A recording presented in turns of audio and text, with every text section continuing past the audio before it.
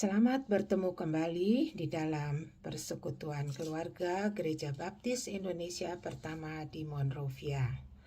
Pagi hari ini kita bersama-sama akan mendengarkan sebagian daripada firman Tuhan.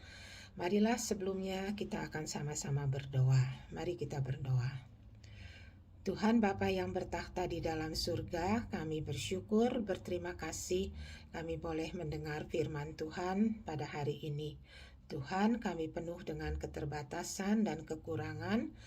Kami mohon Roh Kudus-Mu Tuhan bekerja di dalam hati kami, pikiran kami, bahkan seluruh hidup kami, supaya kami boleh mendapat berkat daripada firman Tuhan, berkat yang boleh mengubah hidup kami untuk makin hari makin mengenal Tuhan dan makin hari makin setia kepada Tuhan. Berkati pemberitaan firman-Mu supaya baik kami yang mendengar maupun kami yang menyampaikan, kami boleh mendapatkan berkat dari firman Tuhan. Terima kasih Tuhan, di dalam nama Yesus kami berdoa. Amin.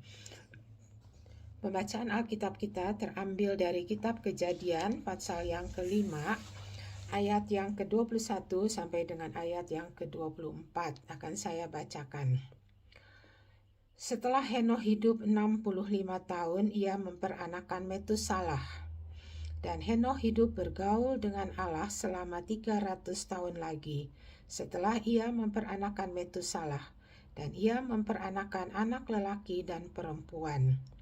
Jadi Henokh mencapai umur 365 tahun.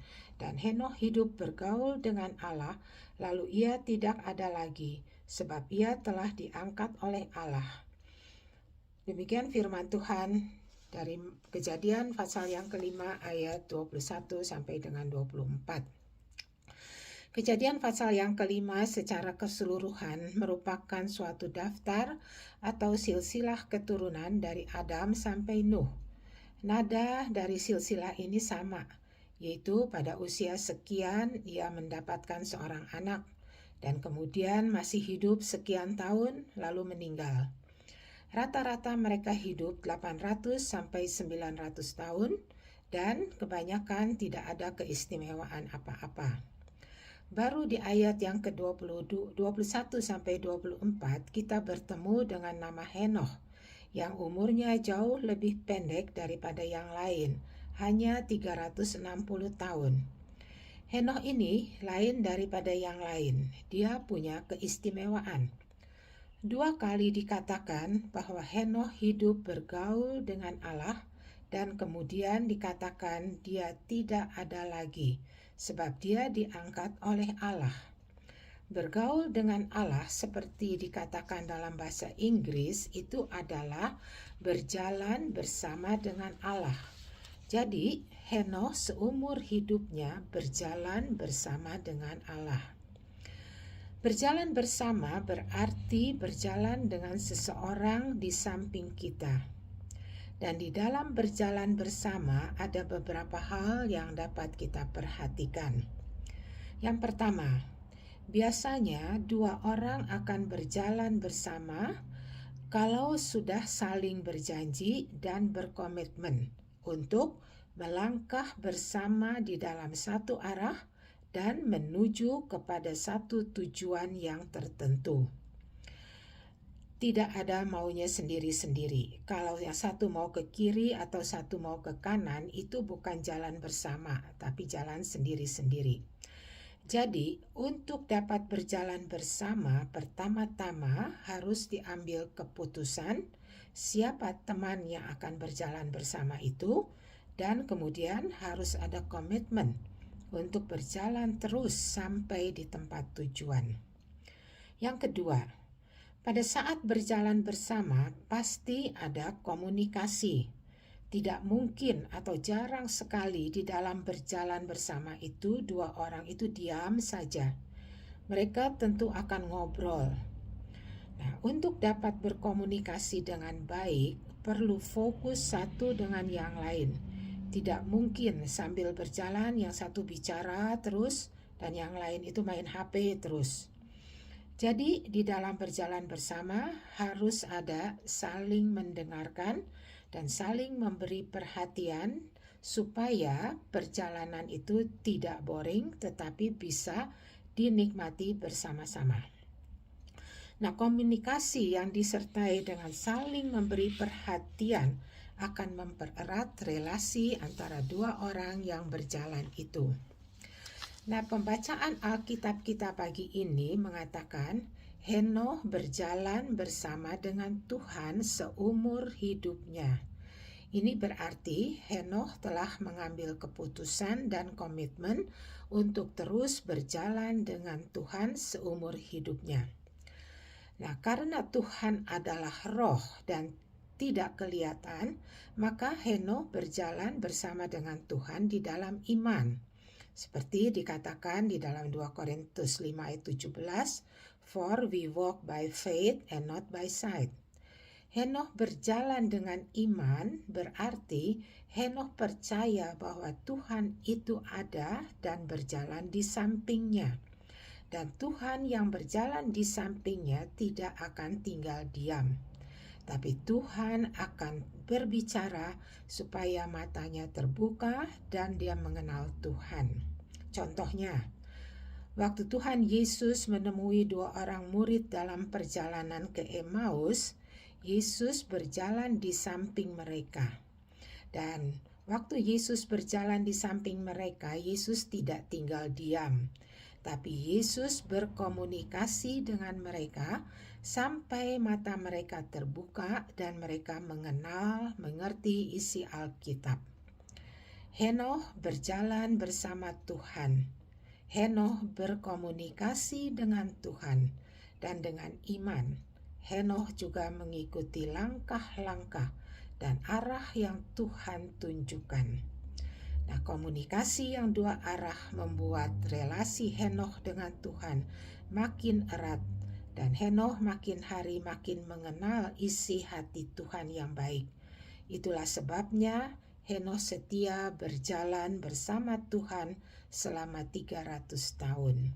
Suatu perjalanan yang panjang dan pasti banyak liku-likunya, tetapi semua itu dilaluinya karena dia mengenal isi hati Tuhan. Ibrani 11 ayat 5 mengatakan, sebelum ia terangkat, hidupnya memberi kesaksian bahwa ia berkenan kepada Tuhan.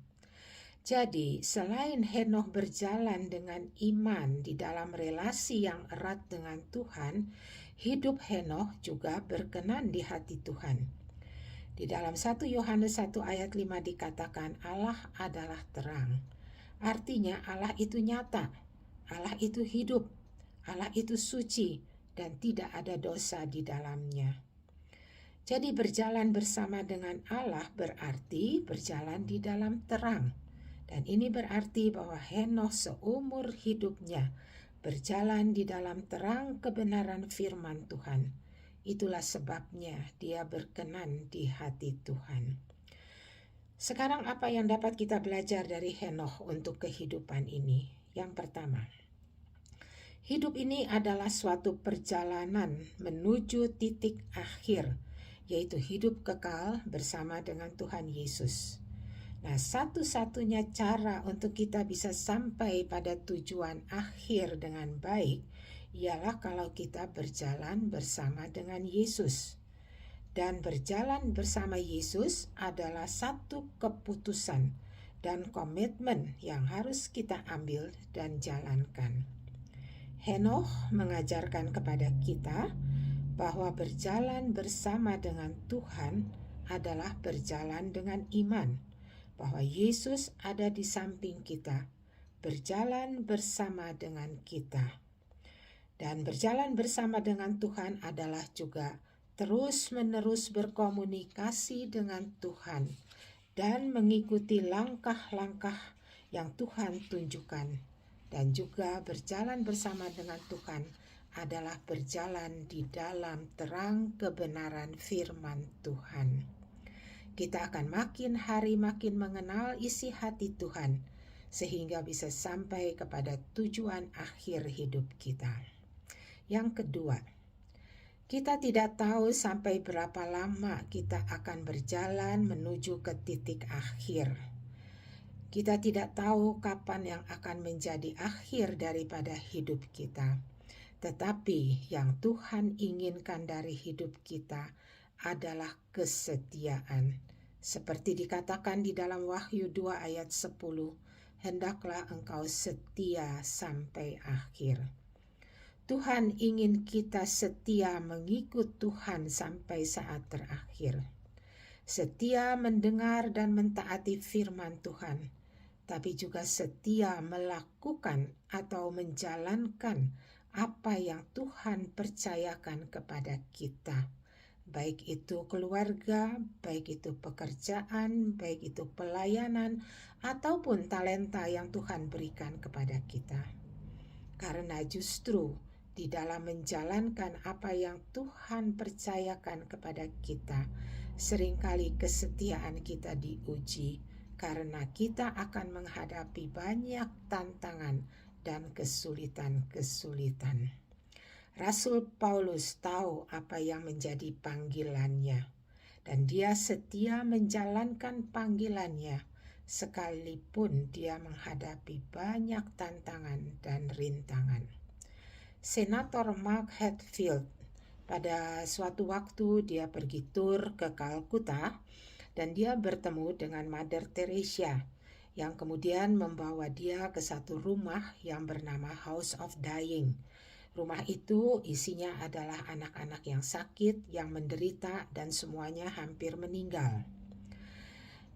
Senator ini melihat bagaimana Mother Teresa dan teman-temannya begitu sibuk dan kewalahan melayani, memberi makan, memeluk, menggendong anak-anak yang hampir mati ini. Belum lagi di luar, begitu banyak orang yang mengantre untuk mendapatkan perawatan dan pengobatan dari Ibu Teresa ini. Mother Teresa ini bekerja dari pagi sampai malam dengan penuh pengorbanan. Melihat kesibukan yang luar biasa ini, senator ini kemudian bertanya kepada Mother Teresa, setiap hari kamu menghadapi orang-orang sakit yang pada akhirnya meninggal. Kamu menghadapi suatu pekerjaan yang begitu menyentuh hati, yang begitu membuat kesedihan di dalam hati. Apakah kamu pernah berpikir untuk berhenti dari pekerjaan ini? Mother Teresa lalu menjawab, Tuhan memanggil saya bukan untuk sukses, tapi Tuhan memanggil saya untuk setia. Mother Teresa setia pada panggilannya, sekalipun banyak rintangan yang dia hadapi, dan sekalipun dia harus banyak berkorban. Mungkin kita tidak merasakan satu panggilan yang khusus, tapi setiap kita terpanggil untuk terus beriman dan mentaati firman Tuhan, apapun rintangan yang kita hadapi. 300 tahun Henokh berjalan bersama Tuhan. Banyak tantangan dan rintangan yang dia hadapi, tapi Tuhan yang berjalan di sampingnya memberi dia kekuatan. Seperti dikatakan Rasul Paulus di dalam Filipi 4 ayat yang ke-13, segala perkara aku cakap menanggung di dalam Dia yang memberi kekuatan kepadaku. Yang terakhir, Tuhan menghargai setiap kenyataan, setiap kesetiaan yang kita nyatakan kepadanya. Kesetiaan seringkali membutuhkan pengorbanan, penyangkalan diri, dan membutuhkan kerja keras. Tetapi Tuhan melihat dan Tuhan menghargainya.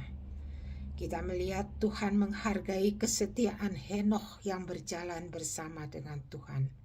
Dan kita melihat juga Tuhan membuat Henokh tidak mengalami kematian, tapi dia terangkat ke surga. Dan kalau kita membaca ayat-ayat selanjutnya, kita bisa melihat bahwa cucu Henokh yang bernama Nuh adalah orang yang benar, orang yang tidak bercela. Nuh hidup bergaul dengan Allah dan dia mendapat kasih karunia Allah. Teladan Henokh diikuti oleh cucunya.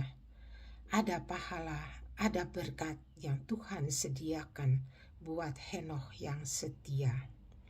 Kita tidak tahu apa yang Tuhan akan sediakan bagi kita, tapi banyak janji-janji yang Tuhan berikan pada saat kita mau setia. Contohnya, Mazmur 31 ayat 23 mengatakan, Tuhan menjaga orang-orang yang setia. Mazmur 101 ayat 6 mengatakan, mata Tuhan tertuju kepada orang-orang yang setia, supaya hidup bersama dengan Dia. Dan kemudian adalah juga satu kebahagiaan yang besar kalau Tuhan izinkan satu saat kita mendengar atau melihat anak cucu kita hidup berjalan bersama dengan Allah. Henokh mulai berjalan bersama dengan Tuhan pada usia 65 tahun setelah dia punya anak Metusalah. Ini mengingatkan kita bahwa tidak pernah ada waktu yang terlambat untuk mulai berjalan bersama dengan Tuhan. Apapun keadaan kita dan siapapun kita dan berapapun usia kita, kita dapat mengambil keputusan untuk hidup berjalan bersama dengan Tuhan. Dan bagi kita yang sekarang sedang berjalan bersama Tuhan, marilah kita setia sampai akhir, setia sampai kita bertemu muka dengan Yesus, dan setia sampai Tuhan Yesus datang mengatakan kepada setiap kita yang setia, sabaslah hai hamba yang baik dan setia. Karena kau setia, masuklah dan turutlah dalam kebahagiaan Tuhanmu. Ini adalah suatu berkat yang luar biasa yang Tuhan sediakan pada saat kita mau setia kepadanya. Amin. Mari kita berdoa. Terima kasih Tuhan untuk firman-Mu yang mengajar kami untuk berjalan bersama dengan Engkau dan untuk setia kepadamu. Tuhan, kami seringkali gagal, tapi tolonglah Tuhan, biarlah Roh Kudus-Mu mengajar kami dan selalu memberikan pengajaran kepada kami supaya kami bisa tetap setia, dan berikan kami kerendahan hati untuk selalu mau diajar, dipimpin oleh Roh Kudus-Mu.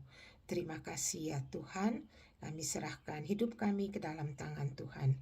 Dalam nama Yesus kami berdoa dan mengucap syukur. Terima kasih Bapa. Amin. Sekian, terima kasih dan Tuhan memberkati kita semua.